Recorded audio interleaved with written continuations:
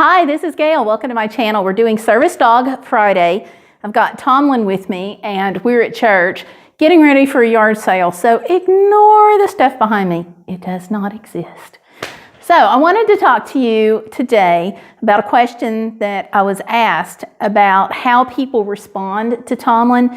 The question was asked about when I'm traveling, but it applies to all the time. First, I want to ask you, subscribe if you haven't done so.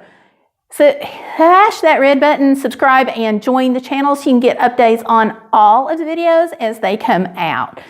On Fridays, we talk about service dogs, but we've got a new series and a lot of good things coming up next week. So you're going to want to subscribe, and please, when it gets to the point of the video where you like it, give me a big thumbs up, okay?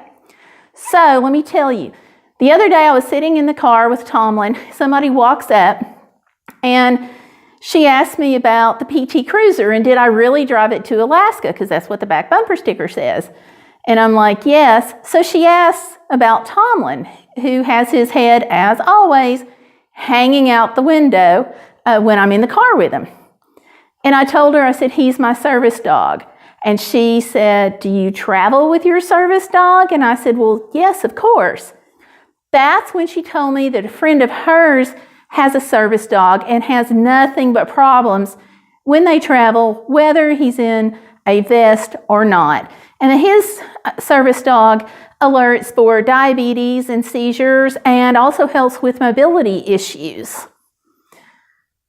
I have problems too, but not just when I travel with Tomlin, but all the time. So I told her, just as I'm telling you, that there's a few things that you can do to help with that situation. If it's an accessibility issue and you're being denied somewhere, like I was at the NIH, I'll link that, then your options are tell them what's going on, tell them it's illegal, provide a copy of the service dog law, and ask to speak to a supervisor and work your way on up to the food chain. Getting mad about it and being mean to a desk clerk or someone who's not in charge usually doesn't help.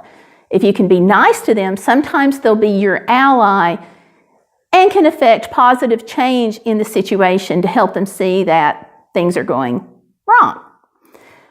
If you do have to work your way up to up the flagpole just a little bit, there's nothing you can do but do whatever you have to do. Provide them with a service dog law, call the police to document it, and you can also call, and I would suggest you call, the Department of Justice.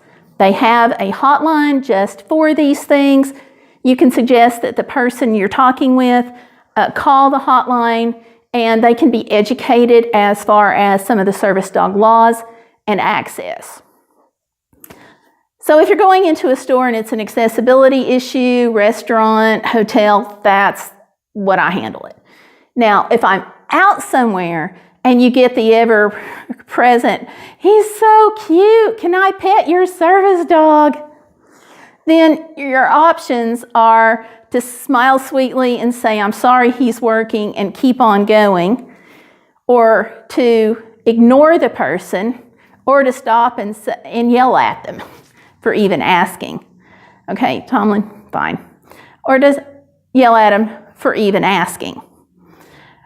I prefer to take the nicer route just because if I can educate someone, I feel like I can have a longer lasting positive change in that situation, because it could be they just don't know.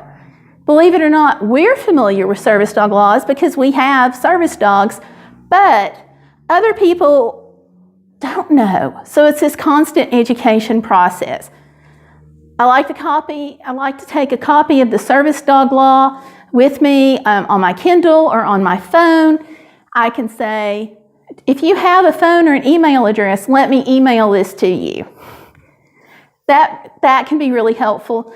It can also be helpful to have it printed, except with me, it always gets battered around in my purse or billfold, and it always looks terrible if I have to give it to somebody. I have a copy and I'll give it to them, but if I can do something that's electronic, it's going to be a lot easier for them to read. So, and there are times when especially when it comes to children. The parents will intervene, and if they don't, that gives you an opportunity to talk with the children and help them understand why your dog is a working dog, and also helps the parents to understand. So hopefully they can have a conversation later about, don't ask if you can pet the service dog. Another problem that she and I talked about that we've both had issues of are people who come up and they start talking to you and then turn around and they start talking to your service dog, and you stand there and say, don't talk to him, he's working. You know, it's just one time if that particular person comes up, but that sets the dog up to expect for the next 100 people to give him attention. Because service dogs are very smart, and if you do something one time, they know it, okay? They expect it 100,000 times. So we've both had times when people have come up and said things like, I'm not supposed to talk to your service dog, but you're just so adorable. And that's when you just do I do the whole, don't talk to a service dog, he's working, you're distracting him. Or you may not know the damage that you could be doing right now, don't talk to him because you're blowing his concentration. If I have a problem, he can't help me because he's focused otherwise because you're talking to him. A copy of the service dog law can be helpful, again, emailing it or sending it to that person and say, hey, let me help you understand. Do you have an email address? I'll be glad to send this to you right now, but don't talk to my dog. That usually has ended it for me right there. For her, she shared that it actually did not end it, and the person that she was with who owns the service dog, he actually had to go on up the food chain and call management over to assist him, and this was at a restaurant. So they worked it out, and they had to move him, because she said that was easiest to move them with the service dog, to another portion of the restaurant. So the other person could just have their space and they could eat in peace. So that's an option for you. I know that several people who are watching this have service dogs.